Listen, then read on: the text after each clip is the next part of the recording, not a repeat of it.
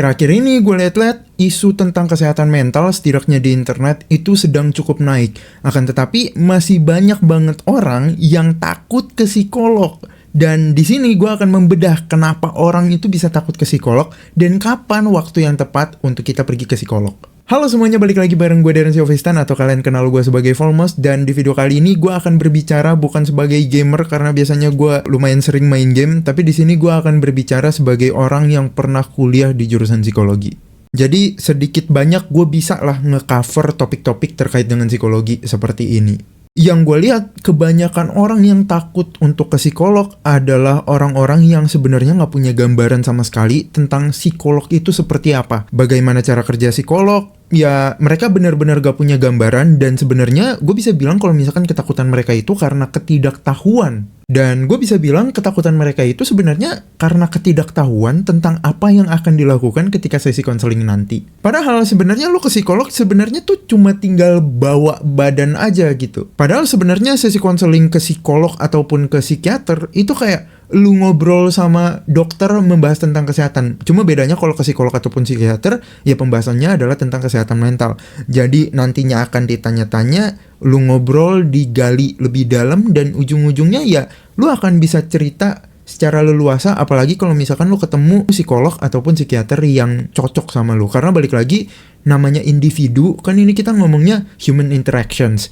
Pasti ada ketidakcocokan, tapi most likely tidak akan sejauh itu kalau misalkan dapet yang gak cocok gitu. Jadi kayak misalkan lu datang ke dokter untuk bertanya tentang kesehatan fisik, ya pasti ada cocok gak cocok sama dokter A, dokter B, tapi ya most likely kita pasti akan cocok kan sama dokternya, karena gak yang gimana-gimana banget. Walaupun in the long run, kalau kita ngomongin psikolog, pasti akan lebih berasa lah kalau misalkan kita emang cocoknya sama psikolog seperti ini atau seperti ini gitu. Cuma ya sebagai awalan, lu gak perlu terlalu pusingin ke sono sih, karena menurut gua yang paling memberatkan kita untuk melakukan hal baru dalam hidup gak cuma tentang psikolog doang, itu adalah untuk memulai. Kita terlalu punya banyak alasan untuk tidak memulai, padahal cara memulai itu cuma satu. Ya jalani aja gitu. Nah, gue juga banyak banget nemu orang yang ketika ditanya kenapa dia gak mau ke psikolog, dia itu takut dijudge sama psikolognya.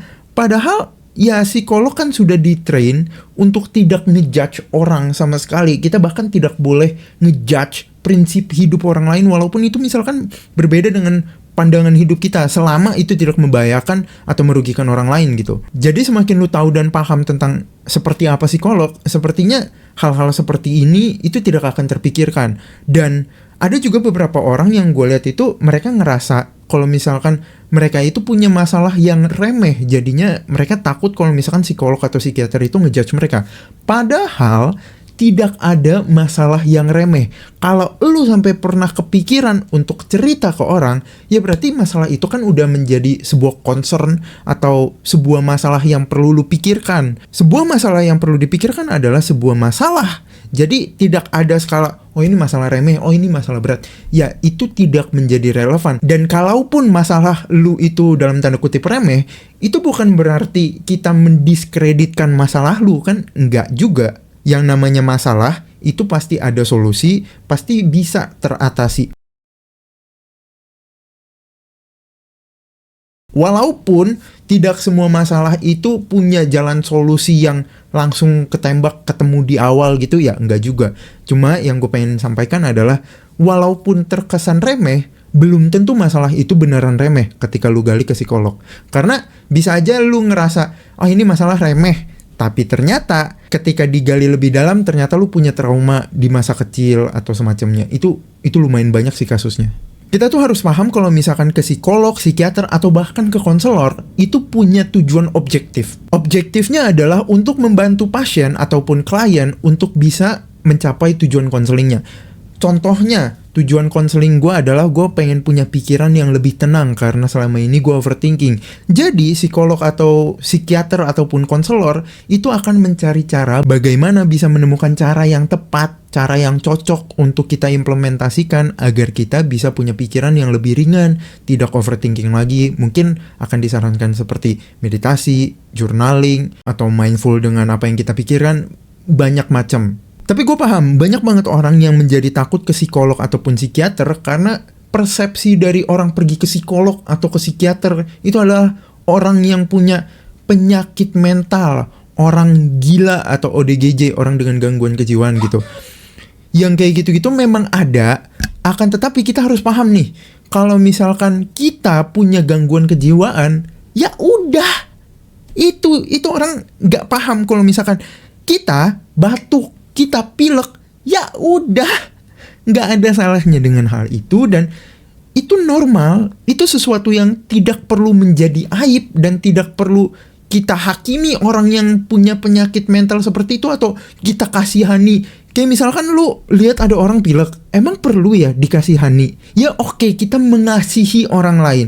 Tapi kalau untuk kasihan, kayak dia kasihan banget, dia punya penyakit mental, kayak ya udah gitu loh. Namanya penyakit mental itu kan nggak semuanya bener-bener langsung levelnya tinggi banget. Kayak kalau misalkan sakit fisik itu kayak lu punya kanker stadium 4 gitu kan, enggak juga. Tapi penyakit mental itu kan ada mild, moderate, ataupun severe gitu. Jadi ada yang dari ringan, menengah, dan juga yang berat. Jadi menurut gua masyarakat itu perlu stop untuk ngejudge orang yang pergi ke psikolog kayak seakan-akan it's a big deal. Padahal enggak juga. Lu bisa loh ke psikolog hanya untuk check up. Lu tuh bisa ke psikolog untuk kayak gue pengen menetralisir mental state gue nih. Gue kayaknya udah terlalu eksesif gitu dalam overthinking, atau misalkan punya paranoid, atau justru bahagianya berlebih banget.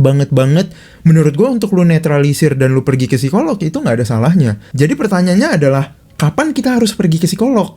Nah, ini tentu berbeda-beda untuk setiap orang. Tapi menurut gue pribadi, kalau lu udah terbesit pikirannya untuk pergi ke psikolog, nggak ada salahnya untuk lu pergi ke psikolog. Karena ke psikolog oke, ada beberapa orang yang harus sesi konselingnya itu cukup lama. Kayak misalkan ada yang 1 bulan, 2 bulan, atau bahkan bertahun-tahun. Itu memang ada.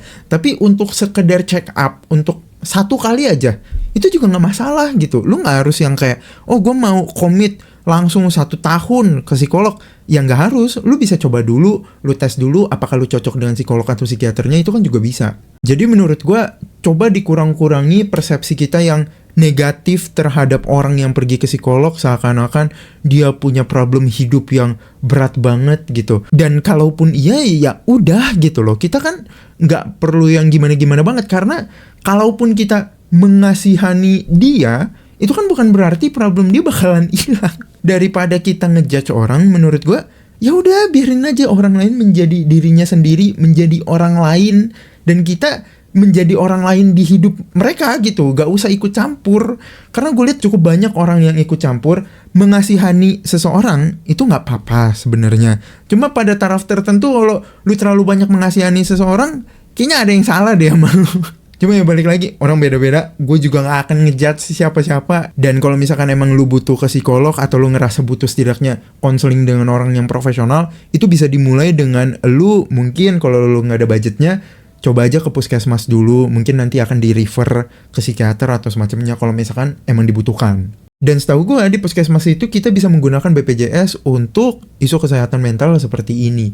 Jadi ya kalau emang lu gak ada budgetnya tapi lu pengen nyoba, nggak ada salahnya juga. Udah segitu aja video kali ini, dan kedepannya gue akan bikin monolog seperti ini, dan gue akan banyak yeping sih kayaknya. Udah segitu aja video kali ini, bye bye.